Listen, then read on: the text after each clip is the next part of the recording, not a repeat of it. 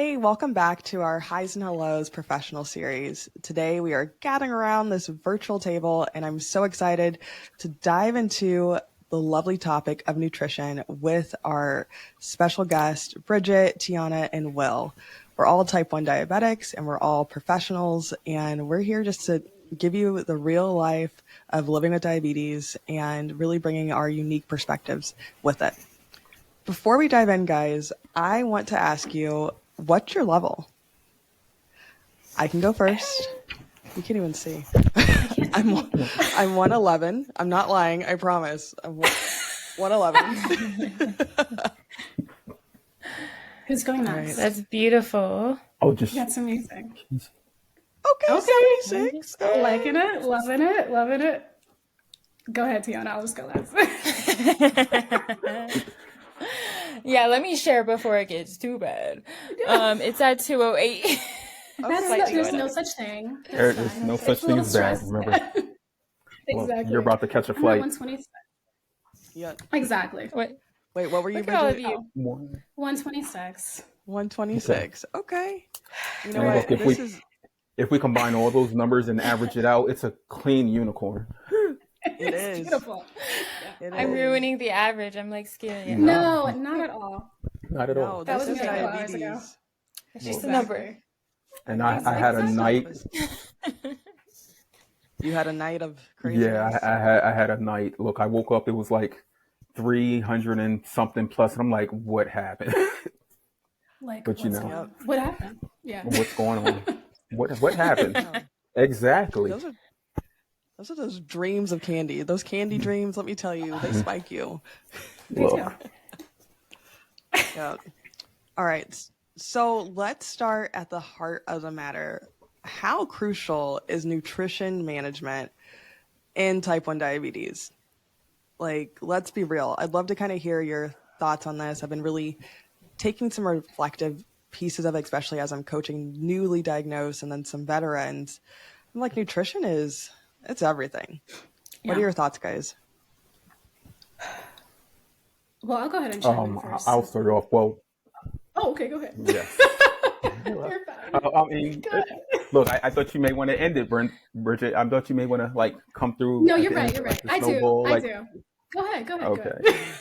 So, for me personally, nutrition is at the top because everything we intake, we consume within our body, not only reflects on our diabetes care and management, but everything, our mental health and well-being, just what we would do throughout the day. If we were to say a non-diabetic, if they are to consume something like candy, like we started off talking about, their day would just be fine. But for us, not given the insulin needed for that fast-acting carbohydrate may impact the rest of our day, where we're fighting highs and lows. So nutrition is key to our management, but it's not number one. Number one is ourselves. No, I'm right there with it. That was a word. Tiana, I see you grinning. You got something? No, I'm just having a good time. Vibes. My eyes are itching. But yeah, no, I think nutrition is major and everybody's nutrition looks different. So for me, the first couple years, I was not eating any carbs. Like I would have 15 carbs per meal. And that was great, actually. Like that's when I saw the most, time in range was great. I never went over like 200. I felt great. I could tell like if I were to get sick, my body felt like I would heal quicker. My hair was a lot stronger. Now I struggle with like breakage at the ends. And sometimes if my numbers are too high, I notice like clunks of hair just coming out. So I think that your nutrition, like Willie just mentioned, it does impact so much more than just, your blood sugar that day. It impacts everything. But yeah, I'm trying to get back to that. That's my New Year's resolution this year. We didn't talk about that, but this year. Nice. I'm here for it. Yeah, for me, nutrition is like, I'm a foodie. I love food. And when I was diagnosed, I just remember this nutritionist came in and she was like, she was mean. She was so mean. Like, I was like, ever since that day, I was like, I can't deal with nutritionists. She just gave me this list of like, you can't do this. And she was just like yelling, and I was traumatized. That was the worst part of my diagnosis because I was like, you're telling me this and you're not even explaining why I can't do it. And you're giving me these strict regimens. And then my mom was listening to all of it. And I'm like, girl, no, no, no, I'll be all right. But it's now that I've evolved and I've really figured out my diabetes management, at least for the time being, like nutrition and just planning and building those habits around like fueling my body and paying attention to like, am I full? Am I eating because I like to eat, or am I eating because I need food? Or did I think of the impacts of my food? Or is it impacting, like if I'm eating just something and I feel like crap all the time, is it worth it? Probably not. But I feel like when we're talking about diabetes management personally and with our clients and beyond, it's such a hurdle. It's such a learning curve. And it's like, it's not linear, it's constantly evolving. So, Bridget, I'd love to kind of hear your insights because you were probably the most qualified No, person. not even. Both. I would say, yeah, go ahead. I would say we're all qualified, especially since we've been living with it. But honestly, you guys are all saying good points. The one thing that I do like to stress is that nutrition, like Will said, is not the only thing. And sometimes I feel like people lose sight of what the other factors could be in terms of contributing to like blood sugar levels, or they'll label something as a food that's not able to be eaten by someone living with diabetes. And that's not necessarily the case. The things that are going to matter when it comes to those types of foods are going to be your dosing strategies, and learning what your levels are supposed to be in terms of your carbohydrate ratio and whatever else. And of course, with the AID systems, if you do have that, that does help eliminate some of those spikes, but not entirely. And we do still need to be knowledgeable of how to manage our intake with the insulin that we are taking. So I think it is an extremely key part, because during the pandemic, I definitely played around with a lot more stuff than I would have nutritionally. And so I did feel those impacts health wise, and just, mental health wise and physically, and just like a lot of different things. And so, like, I also like to tell people, if you think about it, even though we still have diabetes, we still have to eat well for our bodies. We're still human beings. So think about it that way. So we do say you can eat anything, but obviously you want to be mindful of what you're eating, because if you're eating a lot of things that have a lot of sugar or don't have a lot of nutrients or aren't nutrient dense, then you're not going to feel your best because you're not getting those nutrients, right? So it has to be about that balance. Absolutely. And balance is key. Like that has been my thing. I'm all about holistic health and really holistic diabetes management, because it's not just what you eat. It's not just giving yourself insulin. It's not just going to your doctor every 3 months or whenever you can go type of thing. There's so much more. And those micro habits, those micro decisions are really, for me, and what I like to teach, like the key to living a fruitful life in general. It doesn't matter what you got. But if you're Yeah. not being intentional, you're going to have these complications. And just thinking of it from like a cognitive standpoint, have you guys ever experienced where it's like, okay, like I'm on this, I just really was craving cake for like a week, or I wasn't really paying attention to my nutrition, and what were the benefits or lessons you learned from that? Like, hey, I just didn't manage it. I didn't really pay attention. Like, it could be pre-diabetic or not. It's like your body reacts, your body responds to these things differently. So I'd love to hear if you guys have had those moments, because we're human. We all go through these ebbs and flows of just, I'm going to care, I'm not going to care, because nothing's Right. off limits. It's just being intentional about it. Burnout is so real, and I think everyone's going to experience it at some point in their diabetes journey. And for me, that was during the pandemic. I'm not even gonna lie to you guys. My blood sugar was 300 to 400 all day, every day for like 8 months straight. And I just didn't care. Like, I woke up and I felt terrible, couldn't think straight. My eyes, like, you could just see it in my face. Like, I just looked so bad. And, it took a while for me to, my mom, my parents, they were like, Tiana, like, you should do this, you should do that. But until I decided that I wanted to change what I was doing, like nothing happened. So I think as young people, we sometimes forget like the long-term effects that, you know, not managing our diabetes properly can have, whether that be on our with our vision. Like complications are real, and I've been able to talk to some people who have experienced like real complications, and that in itself is enough to make me like, okay, I'm gonna do better, I'm gonna eat better, I'm gonna make sure that I'm, you know, going to my appointments, taking my insulin on time. But I would just say, like, when you are experiencing burnout, like, don't be afraid to reach out for help. Because I definitely was. I didn't want people to think that I was like struggling, because I'm always trying to like feed positivity to other people. And so I didn't want anybody to know that I was not doing well myself. So, Understood yeah. wholly. Mhm. We are all human. It's not the mistakes that we make, it's just a part of our lives.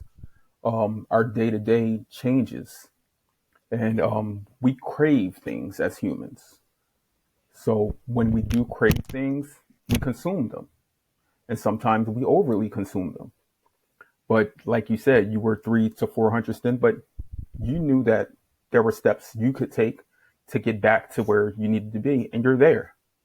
We all go through that. It's a part of living with diabetes, just living in general, where we consume too much of something, whether it's social media, the impact and the influence of that in itself can not only make our blood sugar soar, but just make our minds be fully overcapacitated with things that are really just empty, things that we don't truly need. But when it comes to like blood sugar, nutrition, cravings, things of that nature, I always date back to when I was first diagnosed, which was 20 years ago. And I do remember, as you previously said, like nutrition is coming in. Danica, you mentioned, and I remember them telling me that you're going to be on a 2100 calorie diet, telling me so many carbs and whatnot. And there was a fear put on me during that time, even though I was younger. So I told myself that I wasn't going to eat candy, I wasn't going to drink sodas, things of that nature. And that went on for years, only because of that white coat person told me what I can't do or what I shouldn't do. So I just was like, I'm not going to do it. But today, as a more knowledgeable person who does work in healthcare and education, like I know that the way that we present things to people, we should take it as an individual or individualized approach. Because I mean, there's four of us here, but we know that no two type ones are the same. No, I think you're spot on. And I think the biggest thing when I was diagnosed, it's like I learned about carbs, kind of. I didn't learn about calories, and I didn't learn about the whole picture of nutrition. I learned don't do this. And did I listen to it? We're still there.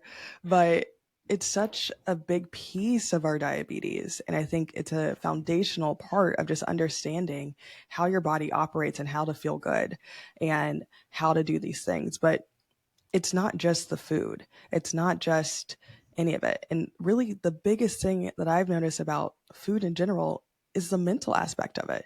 It is, I'm making a choice. What do I want to eat? Where is there to eat? Do I have access to food? Is there something healthy Mm-hmm. to choose? Is this going to spike my blood sugar? And as I've worked with people and even experienced it myself, like the anxiety around food choices alone and picking foods and putting that extra pressure, I think that comes with diabetes is is a whole different piece that's not even really talked about all the time from a provider standpoint or beyond. It's a big piece, but food I feel like is the underlining piece of it. But just because food is option doesn't mean it's always nutritious. And knowing the difference between nutritional food and how to make these choices and how to do these things to make it where it's not overwhelming is a balance that we all have to find in our diabetes journey. Exactly. Yeah. Like I said, like all you guys are saying facts right now. So I love it.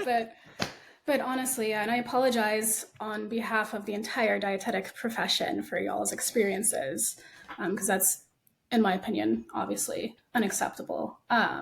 My own journey when I was diagnosed, my RD was one of the rare few that was like, you can eat whatever you want, just make sure you're carb counting, yada, yada, yada. And so, even with that and having kind of a supportive healthcare team, for some reason in my brain, I just equated, hey, I'm not going to eat anything all day and go to class and take off my pump because I didn't want people to know I had diabetes. I don't want my blood sugars to spike, which obviously I wasn't getting insulin and I'm type 1, so duh, it's going to be 200 or above without any of that. But anyway, it's just a lot of noise that you hear, and that eventually can even impact you in that way, even if you know or you've been told or educated on what the options are. And to your point, Danica, one of the things that I've been somewhat vocal about is that we need to have some form of mental health provider or care at diagnosis in conjunction with the nutrition education, because there is a mental component that I feel dietitians, we can handle just a little bit, touch the surface, but those people who are trained are going to have a lot more expertise to kind of work with us in conjunction, obviously, to see and kind of help to avoid any, dysfunctional relationships with nutrition and food along the line, like down the line.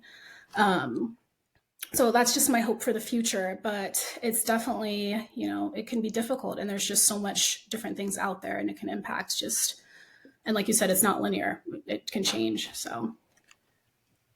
Absolutely. And I think one thing that I like to preach to the community and anyone that's coming, asking, or going through coaching or beyond, whatever you're doing, is here's how you advocate for these things. Just because it's not given to you at diagnosis or 20 years in doesn't mean that you can't ask or find that provider. Like, I didn't start seeing a therapist or a real nutritionist until, I don't know, maybe 8 years ago, 8 years ago. And it was just because I went and sought it myself. And now, like, it's been instrumental in my diabetes management, and just knowing that I have these pieces of it, and even fitness instructors and beyond, like, hey, like, am I eating enough for the exercise that I'm doing? Am I doing these? Like, you can build more support. You can build the help. You can go and find it. I know we all work hard to put our tips and really experiences online, and I think that goes a long way. But thinking of it from holistically, like, there's more options than anyone in that white coat. Those white coats are great, very, very great, but you have to be well-rounded. You have to learn how to advocate for yourself and also understand what you need as a diabetic, because there's times where I'm like, yeah, I am super anxious, I'm really burnt out, and I don't even know how to make decisions, or I just got a new client in a new city and I have to travel there all the time. I don't know how to balance eating on the road and making informed decisions when I'm already maxed out mentally. So I had to learn how to build up my support system and my team. And I really encourage everyone who has the resources or who doesn't, let's help you. Let's get there, because it can go a long way. Absolutely. Have you ever noticed that, like, I mean, when I was diagnosed, I remember maybe your guys' doctors, like, taught you, like, the little things, like, okay, so you're going to count the number of cereal that you're going to put in the bowl before you eat it. And then you're going to take your insulin 15 minutes before you eat it. Like, I realized recently that diabetes is not that hard. It's just that I'm not doing things right. So you have to go back sometimes to the basics. Like, oh yeah, I actually do need to measure my food and the cereal, like with the cup, like a measuring cup, before I bolus for it. And I've noticed even doing that, like, has helped me with my, like, Bridget, like you mentioned, just managing in general my numbers and everything like that. So I would say too, if you are feeling frustrated with your diet or nutrition, just make sure you're checking your blood sugar and then correcting for whatever you need to correct for. Like, those things are, I think, like the basics that we need to. And yeah, there's nothing wrong with like a reset too. I tell clients, if you aren't sure in terms of like the portion control, if you don't have any issues with like disordered eating, then absolutely go ahead and get that measuring cup, that scale out, because sometimes you do need that reminder, and that portion distortion can impact things. But also the other end of the spectrum, even with food and hunger levels and being mindful, if your blood sugars aren't necessarily as stable, or if you have a lot of fluctuations, or if you're higher, that can absolutely impact your hunger levels, your cravings, all of the above. So that's why I also kind of say like it goes, obviously it does, but it goes hand in hand, right? Because if this isn't right, then this can be off. If this isn't right, then this could be off. So it really needs to be like a pairing, a teamwork thing. Words are hard, but you guys know what I'm saying. Yeah. And I mean, even to this day, I experience that. Like when I'm heavily active, like, I don't know if you guys know this, I went through like 3 severe injuries over the course of like 2 years. I highly recommend not doing that. I fainted in the mountains and got like 2 whiplash injuries. Then I was rear-ended by a car. And then I was in a boot for a while. Then I had plantar fasciitis. But before all that, I was super, super active, like insanely, to now looking back now. But I've had to relearn how to exercise and how to fuel my body with different types of exercise. But one of the biggest things I've struggled with is like hunger around all this. I'm not nearly as hungry as I used to be, but I have to like be intentional around my eating, because sometimes I wouldn't be getting enough, or, it's like, hey, it's 2 o'clock. My blood sugars are great. That was great. But did I fuel my body today? Did I make an informed decision? And I've had to get very intentional around that. And I think a big part of that actually started with COVID. It's because I started working on my like stationary bike. I just got like a tray and I do that. And now it's like, I'm really not a big Zoom call person. Like COVID gave me death by Zoom. And it's like a mental thing. It's like I have to stimulate my brain while I'm going. But I was like, that's a form of like movement. That's a form of exercise. And now how is that impacting my diabetes? Fast forward to today, most of the day I'm sitting on my bike, and something that, as when I used to play sports and even through it, it's like my blood sugars elevate when I'm doing high intense exercise.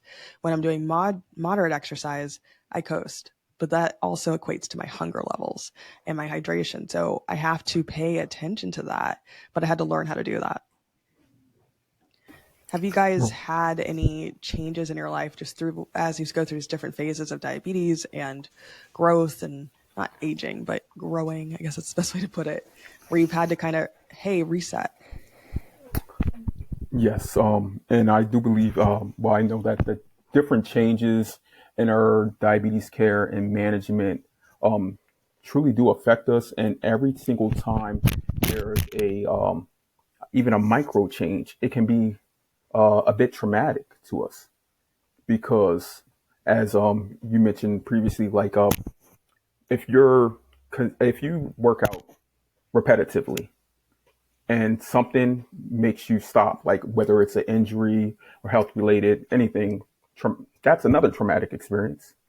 And to get back there, it's almost like you have to reset everything that you know about your care, your management, because you may seem to the outside world that you're the same person, but that in-body experience that you had with that traumatic experience of injury changes you.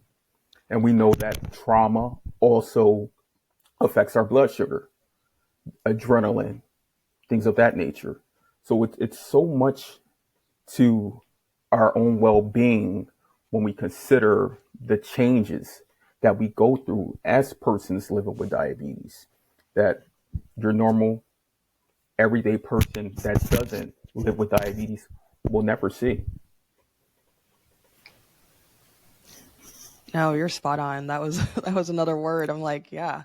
We I think we experience trauma differently in every piece of it. But it does impact us in a different way, because with our conditions, our body operates differently.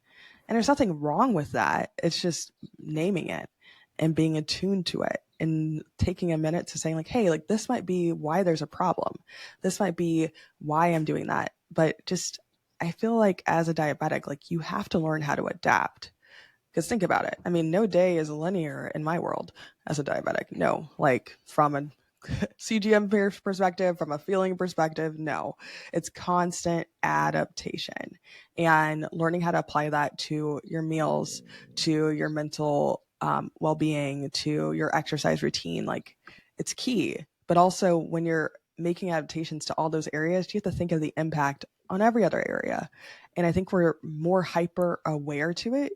I think even now in the last 10 years compared to 10 years before, because we can see that data, we can see these changes. And it's pretty interesting.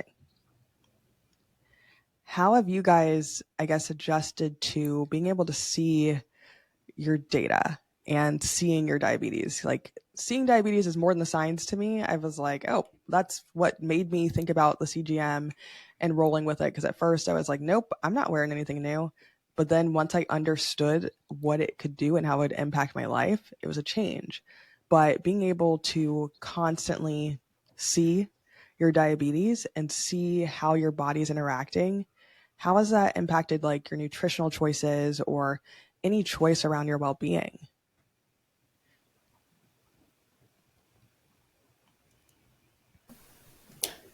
I'll go Somebody ahead and take say, I'll check. Go ahead. I will go ahead and say Go ahead, that Bridget. with me, I'm like, okay, well, okay. I'll go this side, just kidding. No, basically, so I had like the first was it G4? It was like I had the Dexcom that just told you the trends. And so I never wore that because I was like, well, what's the point? Which is it was an awful thing for me to do and very privileged of me, but I did, right? And so when the G6 came out and I was like, well, I don't have to prick my finger, it really made a huge difference for me because even still, with my education and everything, I was not checking my blood sugar as much as I should. And so I think that was instrumental in making a change and actually starting to care about my diabetes, along with meeting my husband and having somebody at home as like a support system who actually cared and cared enough to understand. And so that was kind of the first shift there, and kind of made it a little bit easier or more digestible for me to actually manage, because it was overwhelming, and not having that data is hard to understand. So Right. So I agree with that, Bridget. Not having the data in front of you, you may feel as though you're being the best person living with diabetes alive, like because you don't see the trends, you don't see the incremental measures of your blood sugar. Me personally, I just had a conversation with someone recently about this. I was pricking my finger maybe 20 plus times a day. So when I was introduced to a CGM, I was like, for what? I said, how is this going to give me more data than the data that I know? But knowing that now you can see the trends, you can see hour by hour, even minute, 5 minute by 5 minute. And now today, even minute by minute, the different changes in hormones, those in fluctuations and imbalances that alter the person that you are. So to have that data right in front of you, yes, at times it can get overwhelming, especially if you're like fighting highs and lows. Sometimes you just want to take that thing and just chuck it, or tell someone else to hold this. Like, can you please hold that? Hold the strap. Like, I'm going in. And like sometimes we want to do that, but knowing that we have that data in front of us, which when we think back 10, 15, 20 years ago, persons like us did not have that. And today when they see that, they're like, basically they tell us, you've been given something that we wish that was around many years ago, that may have halted their lives to where they couldn't climb the mountains and the hilltops, be the professional athletes that they wanted to be. But today, with that data in front of them, there's nothing stopping that. Like, once you figure out your lines, your trends, the data that's there for you, you can become, be, and elevate beyond the things that are in front of you. I know, right there. Like, we could stop. Well, that was everything, and I even needed to hear that. I even needed to hear that because even though I've been dealing with this, it'll be 18 years in a couple weeks. Yep. Um, The it's different, 17th but it's like, or yeah, uh, the I should 18th. know this. It's the 21st. It's the My birthday 21st. is the 18th. Yes. Okay, Okay, so my adoption day is the is the 18th. 18th. It's a very busy week. It's MLK Day, then adoption day, Will's birthday, and now my anniversary. It's like, woo, it's time to party. But I don't know. You said a word and I needed to hear that, so I'm happy for it. I think we're all just sitting here like, yes. But I think when thinking of the data and the advancements in diabetes, especially how it could impact our nutritional habits and just being aware of things, I think it brings awareness. And I think it brings a way of empowerment to, hey, I can really see if I'm doing good or not. It's not just this every 3 months, every 4 months, I get a number and I can roll with it. It's like I can make changes every day. I can make changes every week. I can talk to somebody about this. Like, hey, I was off and this is why I was off, or what happened at this time. Like you can get very granular, which I love to do. But let's think a little bit of newly diagnosed people. I've had a lot of people really close to me get diagnosed recently with some form of diabetes. And now the standards of care are really like, hey, you get a CGM that day. And me, from a professional lens, I think it's a great tool. It's a great ally. But I don't know. I'm torn between it's like the foundations. Do you know the foundations of diabetes management? Are we teaching people that? Because when tech fails or when you're burnt out or you want to throw that across the room, do you know how to take care of yourself? I'd love to kind of know y'all's thoughts on the advancement and giving a little piece of advice for people that might just be newly diagnosed, trying to figure this all out with tech and trying to figure out how do I make healthy, nutritious choices for my diabetes, and is this the right thing for me, or whatever advice you have, because it's a lot. And I forgot how much it was and how even more complicated it was until I really got some newly diagnosed people in my life.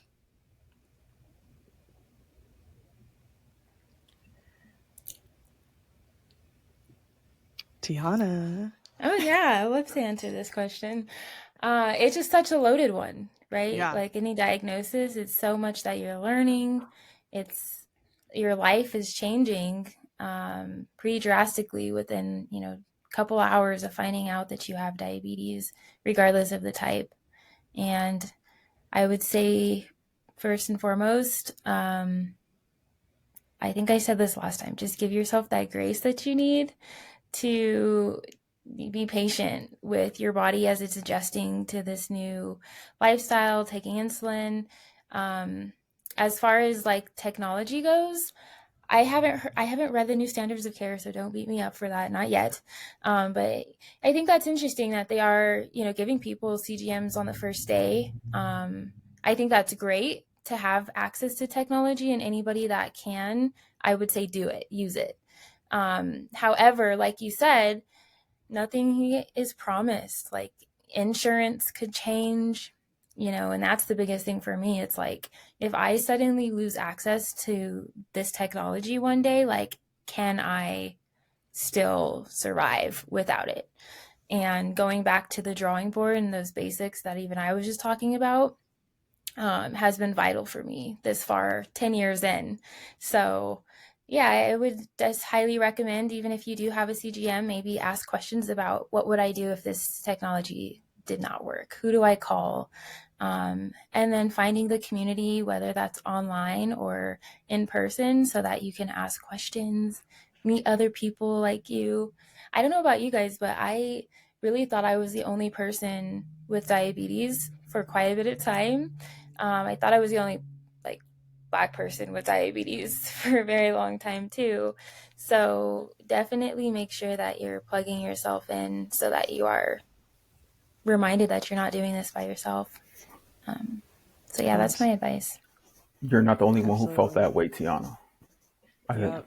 I believe we all probably felt that way. I know I probably felt that way for maybe 10 plus years, that I was the only person that looked like me with diabetes. Like, seriously. Mm-hmm. Yeah. I didn't, I mean, I thought of it, but it's like, that happens in a lot of different spaces, but until like I went online, and I think meeting kind of you guys was like, oh, all right, we got this. But No, seriously. it's one of those beautiful things. Like diabetes does not discriminate. Like the best way to put it, you can get it with any piece of it, and it doesn't matter your background on these senses of it. Like it's coming in different ways and forms, and I'm glad now that tech is advanced, that there's education and everything out there, but diagnosis can happen and it can drastically change your life, and it could be for the better. It could be for the worse. Just depends on how you like to put your mindset towards it. But there are people that look like us. There are people that look like kind of everyone that has diabetes. You just got to look for them. But our community is great. So dive in if you're diagnosed.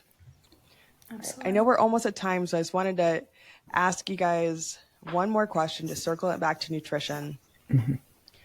What advice would you give to someone struggling to maintain healthy eating habits while living with type 1 diabetes?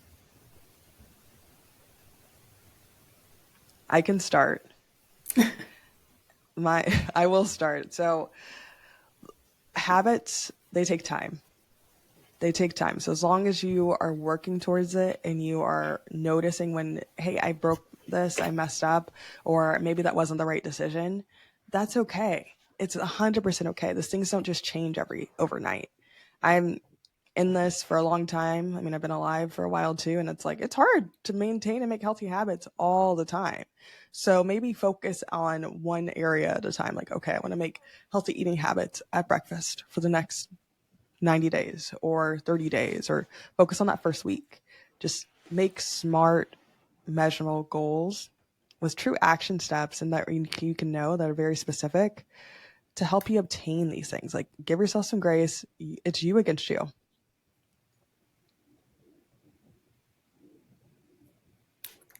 Yes. All of that. It is, yeah, like taking the small steps are going to make to those big successes. So just remembering that it's not going to happen overnight. And honestly, like, don't try to keep up with like the Joneses. And I say that because I think sometimes people will see what they see online, which could be a good motivator, but also be cognizant that you're on your own journey and everybody's different. So it might not happen today, it might not happen tomorrow, it might be a couple of months down the line, but you will get to that point where you feel stable and balanced as well. It just give yourself that grace that Tiana keeps talking about. So Yeah. All right. I was gonna say, like, I think sometimes people may have like not that many options to choose from when it comes to nutrition. And if you're one of those people and it's like, well, this is my budget for the month, and you have to make it work, then by all means, like, eat what you have to eat. I would just encourage you to maybe see if there's any like options that you could choose from that might be more suitable for your blood sugars. So instead of like doing the Pop Tarts, maybe you could do like granola bars instead, if that's something that, is within that budget that you can do for breakfast. Or for me, I do like Greek yogurt, and Greek yogurt has a lot less carbs in it than like a regular yogurt. I know some like small changes like that might be more helpful too. And then just discipline. I really lack self-discipline self-control when it comes to my eating habits sometimes, especially if my blood sugar's low. I'll literally just eat anything and everything. So I'm learning how to sit with myself. Like, you guys know that feeling you get when your blood sugar's low and it feels like your stomach is just like almost like burning and like you just want to eat something, and mentally it just starts like messing with you. Your head's telling you like eat, and I'll eat like an applesauce, and then my brain is still telling me that I need to keep eating. And so I'm trying to discipline myself to like just sit there for 10 minutes and not let my thoughts win. Like, I will be okay. This applesauce is going to work in 10 minutes. I just need to give it time. So, yeah, those are some small things that I'm working on that could help too. Right. So, As a person who eats what they want to eat, when they want to eat it, and how they want to eat it, I also must keep an asterisk in the air for I'm a person with diabetes. So, as we talk about nutrition and our health and well-being, even mental health and well-being, I must, if it's come to me, if someone asks me about it, I must let them know that the nutrition that you intake also will affect your mental health. So, if you cannot get the nutrition that you need to live your most optimal well-being, then there are many resources out there. I'm a resource, and I'm pretty sure that all of you are a resource.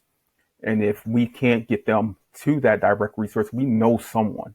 There's someone out there in the cloud that we can reach and grab and pull in and be like, can you assist this person or this individual with an understanding of nutrition and well-being as someone living with diabetes? Absolutely. And Tiana, to your point on resources and access, like health equity is very, very important and access to care, but it really impacts our communities a little bit different. And just even access to different grocery stores or even pieces of it are big, big disadvantage. Best way for me to put it. And if you're in one of those situations and you're trying to figure out, it's like, okay, these are my options, there's ways to get help in being able to decide, okay, out of these options, here's the best thing for you nutritionally. And it might not look like everything you might see on social media. It might not be this, but it could still nourish your body to help you operate and show up as your best self. So if you're out there, there's resources. I'll link anybody to them if you need them. I can connect you, let us know your communities, but it's an issue and we're aware of it. And it's going to take all of us to really combat that. But there are organizations, there are companies, there are bigger pieces of the communities that are working on this stuff. It'll take time, but we can all chip in whatever way we can. Well, we are at time to today, and I'm just so thankful for everyone's time and conversations. This was good. Like, who knew we can go this deep on food? Like, I'm a foodie. I love to eat, but now I'm like, I need to love to make choices. I need to love to, feel good. I need to probably eat some vegetables today. Having that. But I I think my biggest Vegetables are an takeaway, option. they are. Vegetables I are love an option. vegetables. I do 2 plant-based meals a day.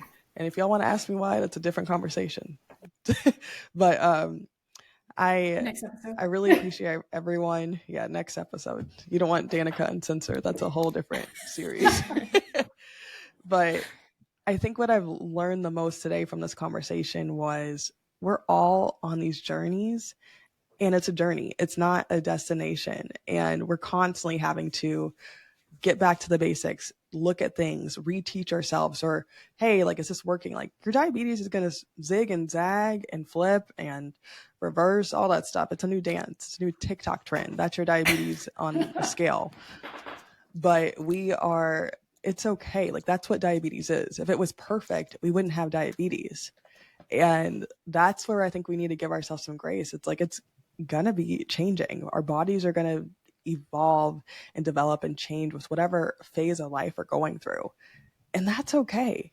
I think the best thing about us is we know that, and we are superheroes in spaces where we can combat these ebbs and flows and overcome these highs and lows, because that's what being a diabetic means. You overcome. So thank you guys so much for your time today, and we will talk to you guys soon. Thanks for tuning in to Highs and Hellows.